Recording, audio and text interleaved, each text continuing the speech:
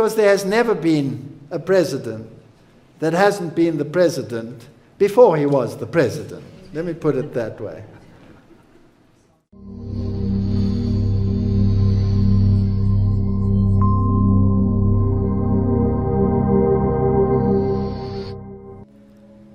Right now, Christians are professing that prophecy is in the making, as an Israeli organization has started to mint coinage, which displays a 70-year fulfillment of Israel. It represents the gathering of Israel together again, giving all glory to Trump's image, which is in front of King Cyrus on the front of the coin, and a rebuilt third temple on the back. The coin itself, paired with the current geopolitical state of affairs, is shocking, as it indeed represents that we are on the verge of a cataclysmic period in time, known as the end times. However, one specific aspect of this coin caught my attention. That is, the image of Donald Trump on the front, paired with the symbol of peace, a dove, on the back. It reminded me that before Donald Trump was elected president, he was referred to as Donald the Dove. Why is that? Well, back in 1983, a well-known photographer named William Coupon had photographed him with a dove when he was at the pinnacle of his career. But what did Donald Trump have to do with a dove that would warrant this picture? While it's difficult to find, William Coupon is on record at least twice, stating that the photo shoot was for a Manhattan Inc. magazine edition. He states on Time.com, quote, "I shot Donald Trump twice. This is my favorite. Trump was offering his services as a peace negotiator between the Israelis and the Palestinians." Later on Tao Style, he writes, "He, Donald Trump, was 32 years old when I took that photograph in 1983. He was attempting to, independently, negotiate an agreement between the Israelis and Palestinians at that time."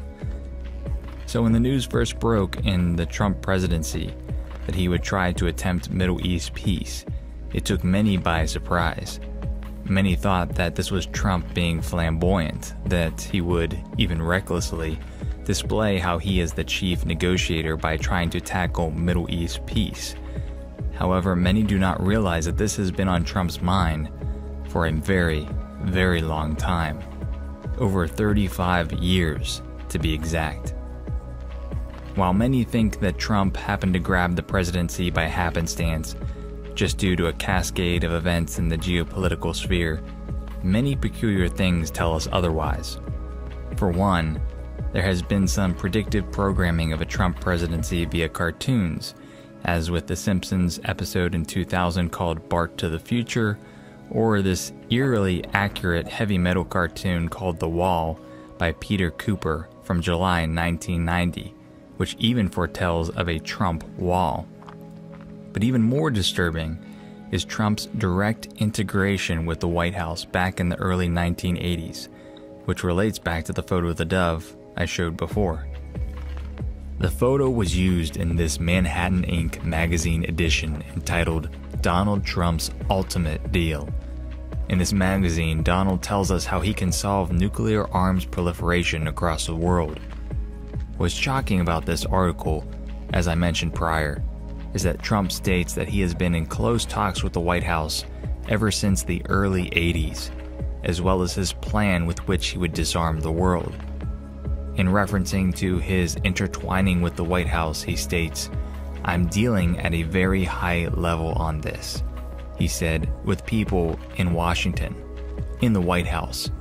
There was too much at stake for him to risk the wrong kind of exposure on the subject being nuclear proliferation. In summary, he states, referring to the rest of the world outside US and Russia, most of those pre-nuclear countries are in one form or another dominated by the US and Soviet Union. Between those two nations, you have the power to dominate any of those other countries. So we should use our power of economic retaliation, and they use their powers of retaliation, and between the two of us, we will prevent the problem from happening. So Trump's solution is a partnership with Russia to subdue other countries from obtaining nuclear arms. Other than teaming up with Russia, what were his specific plans? Well, he states, again, referring to the other countries, maybe we should offer them something. I'm saying you start off nicely as possible. You apply as much pressure as necessary until you achieve the goal. You start off telling them, let's get rid of it. If that doesn't work, you start cutting off aid, and then more. You do whatever is necessary so these people will have riots in the street, so they can't get water, so they can't get band-aids, so they can't get food, because that's the only thing that's going to do it. The people, the riots. Trump is so bold in this interview that he even declares sanctions against allies like France, since they have the nuclear bomb. He states they've got the bomb, but they don't have it now with the delivery capability they will have in 5 years. If they don't give it up, and I don't mean reduce it, and I don't mean stop, because stopping doesn't mean anything. I mean get it out. If they didn't, I would bring sanctions against that country that would be so strong, so unbelievable. End quote. So these are the thoughts of Donald Trump 35 years ago, that he was already entwined in the White House, that he was already attempting Middle East peace, and that, at least in reference to nuclear disarmament, he is prepared to work with Russia to subdue the rest of the world into riots by massive sanctions and other means. Well, isn't it interesting then that 35 years ago from these statements, Donald Trump is pursuing Middle East peace, that he is being investigated for a variety of collusions with Russians, and also publicly states that the two should moderate the Israeli-Palestinian peace, that just as he was prepared to bring massive sanctions on France 35 years ago, that he states today he will sanction European allies if they continue to deal with Iran in the nuclear Iran deal. So it seems to me that 1, Trump, and perhaps the elites, have been grooming Trump for this event for nearly 4 decades. And 2, his thoughts of the past seem to be reflective of what he is actively doing right now. Here's another interview. I don't think I'm going to play it because it's a bit long. It's just interesting to me that Oprah Winfrey asks him about his status and whether he will ever run for president. He says no, he doesn't think so, but if he does, he's going to win. And he's a juvenile there. And what does he say? Exactly what the other one says. He says it out of his mouth. He will force the countries, and he will bring such sanctions on other countries and bring the economies in line and do all of those things that he's doing. This is an agenda that's been coming a long, long time. They have finally come to the point where their plan is going global. That's where we are. And when it goes global, because the beast, did he go to the Vatican? What was he dressed like? In black. What was his wife dressed like? And all those with him, what were they dressed in? Black.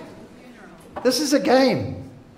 And if they think they can dupe us into believing that it's not a game, then I'm surprised. Secretive Bilderberg meeting draws Pompeo and Kushner. Well, if he's such an outsider, what are they doing with the Bilderbergers? Trump, if no Israel-Palestinian deal during my presidency, it'll never happen. What if he brings about this peace? What if he brings about the uniform economic social order? What if he brings about religious peace and forces all the people to accept this global common good? And then the nationalism goes and everything is set in place. US North Korea, Trump and Kim agreed to restart talks in historic meeting. He's doing all of these things which previous presidents found unbelievable. His maximum pressure strategy stokes fear of war. And at the same time, the Pope, trolling Trump, donates $500,000 to help migrants try to reach the US. They look like enemies, don't they? They are not. They are playing a game with your mind. That is what they are doing. Jesuit chief, No country has the right to turn away migrants. This is the boss speaking. The Superior General of the Jesuits declared this week that no country has the right to turn away migrants. Will you look at the date, please? 24th of August, 2019. The White House is tearing down the wall between church and state. We've been waiting for this for years. We don't even have to read it. The very meaning of the phrase religious liberty and religious freedom, traditionally understood as referring to the right of Americans to practice whatever faith they wish or no faith at all, is being altered to mean that government should foster a closer relationship with those who want to mix their Christian faith with taxpayers' dollars. Religion-related issues, especially if buried in lengthy government documents, can often seem obscure. Yes, they're the masters at writing obscurely, that you don't understand what they are saying. While it is impossible to overstate the long-term importance of the next court appointments, Mr. Sessions and many of his fellow cabinet members offer textbook examples of the everyday perils of entangling religion and politics. So they're arguing against it, but they've lost the cause already. It was left to secular organization to identify all religion rationalization as the fundamental problem. And the separation of church and state means that we don't base public policy on the Bible or any religious book.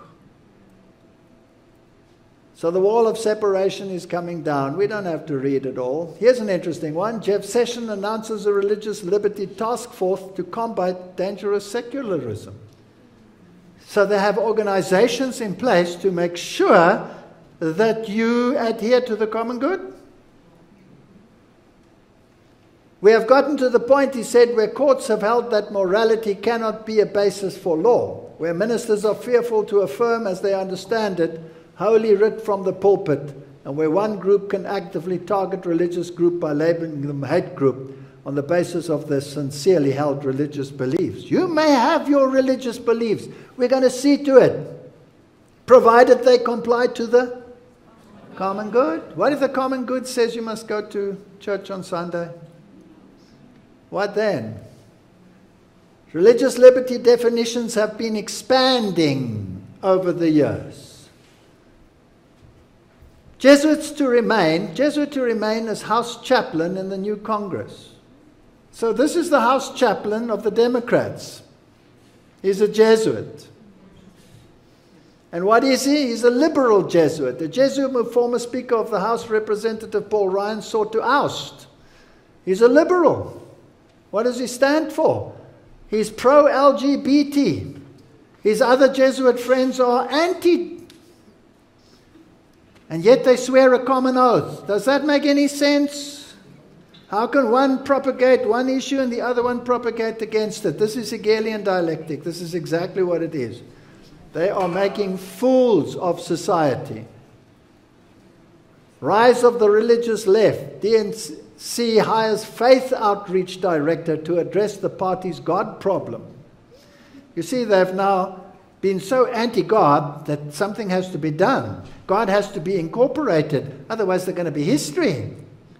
So it doesn't really matter who's going to win. It doesn't matter whether the Democrats win or whether the Republicans win. That's not the issue. Common good is the issue.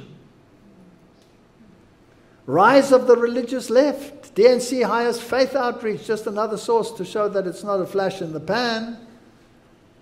And then Fox News says the whole rebellion against King George was based on the immutable laws of God. This country was founded on Judeo-Christian principles. Where are we going? Do you remember the video clip in yesterday's video in The Fall of Babylon Part 1? What did Angus Buchan say? We are going to implement what? The Ten Commandments. That's a global issue. Here you have the same issue. It was based on the what? The immutable law of God. Which law? The biblical one or the papal one? That's what we have to ask ourselves. So the Democrats are surrounded by the Jesuits, and who is this man surrounded by? What is this man? What is that man? What is that man? And what are these crosses they are wearing around their necks? Well, this one's wearing that one, and this one is wearing that one. This one is a Marian one. Well, let's make this one a little bit clearer. It's an exact copy of what the Pope wears. Now, why would he wear it? Why would he wear this cross?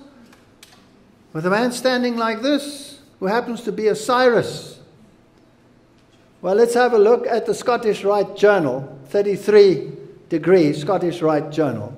An X is an ancient symbol for change or transformation, long associated in medieval and Renaissance art with the coming of the Messiah who shall make all things new. Which Messiah are they waiting for? They're not waiting for mine. And the Bible tells us that he will appear as an angel of light and he will impersonate Jesus Christ. We are on the edge of stupendous movements, and this Pope has chosen this cross to show that now is the time. And the people standing behind Donald Trump are wearing that same cross. And the opposite Hegelian Jesuit is standing with the Democrats. It doesn't matter which one wins. This is just a game. The time is not far distant when the test will come to every soul. The observance of the false Sabbath will be urged upon us. The contest will be between the commandments of God and the commandments of men. Those who have yielded step by step to worldly demands and conformed to worldly customs, which include sport and other things, will then yield to the powers that be rather than subject themselves to derision, insult, threatening, imprisonment, and death. Can you see it on the horizon, yes or no? Yes. At that time, the gold will be separated from the dross. When? At that time. This is now. We are already seeing a shaking in our midst. Some are aligning themselves more and more and more with the beast, seeking favor, climbing into ecumenical councils, even within our own ranks. And others are saying, no, we stand by the principles of the Bible and the spirit of prophecy.